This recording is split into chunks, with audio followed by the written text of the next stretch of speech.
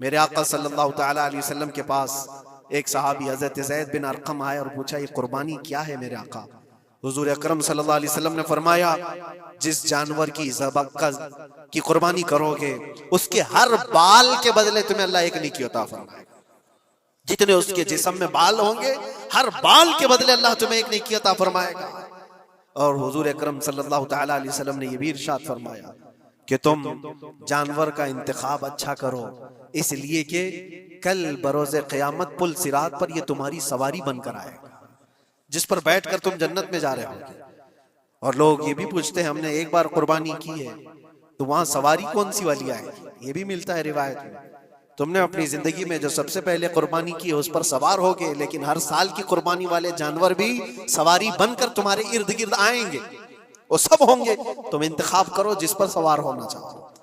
इसीलिए कुर्बानी में ऐब वाले जानवर की कुर्बानी जायज नहीं। लंगड़ा हो, लूला हो, कान कटा हुआ हो, क्यों जायज नहीं है? दुनिया तो ये समझती है कटने वाला जानवर वो होना चाहिए जो रिजेक्टेड हो, जिसको काटा जा रहा है वो दुनिया में काम के लायक ना हो, उसको काटना चाहिए। दुनिया का ये कॉन्सेप्ट है, दुनिया का तस्वुर ये है। लेकिन नहीं, अगर कोई अपने इस्तेमाल के लिए काट रहा होता तो मैं कहता हाँ, रिजेक्टेड माल काट लो, लेकिन ज़बाह जो हम करते हैं कुर्बानी में वो अपने लिए नहीं, वो रब्बे जुल जलाल के लिए है।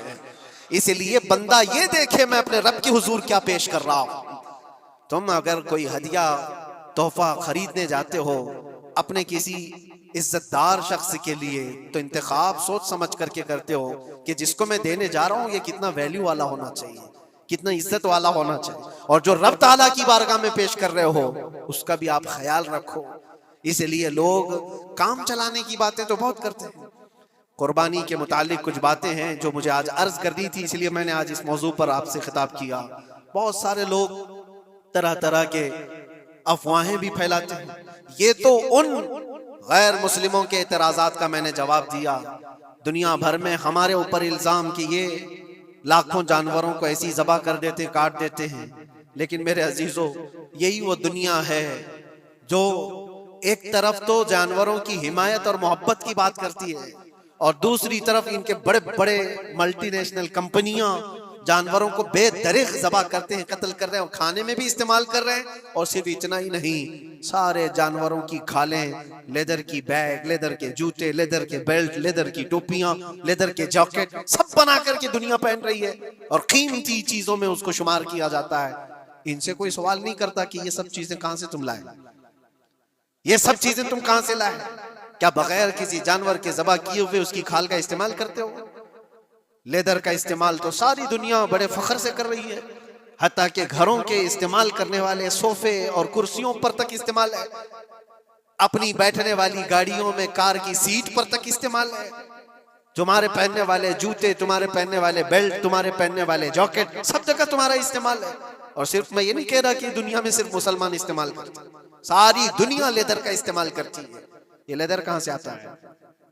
तो ये दुगलापन, ये जो डबल रोल है, डबल स्टैंड, एक तरफ हिमायत की बात करना और दूसरी तरफ बेदरेग ज़बह भी करना, ये सब चीजें दुनिया को बेवकूफ बनाना और इस्लाम के खिलाफ एक प्रोपेगेंडा फैलाना।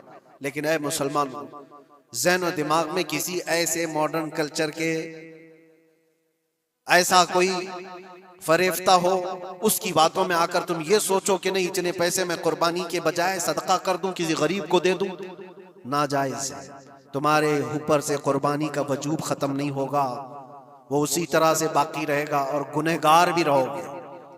अल्लाह करीम से ज्यादा तुम रहम करने वाले नहीं हो, अल्लाह अरहमुर राहिमीन है।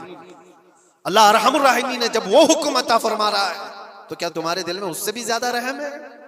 तो कुर्बानी के दिनों में सिर्फ कुर्बानी ही होगी।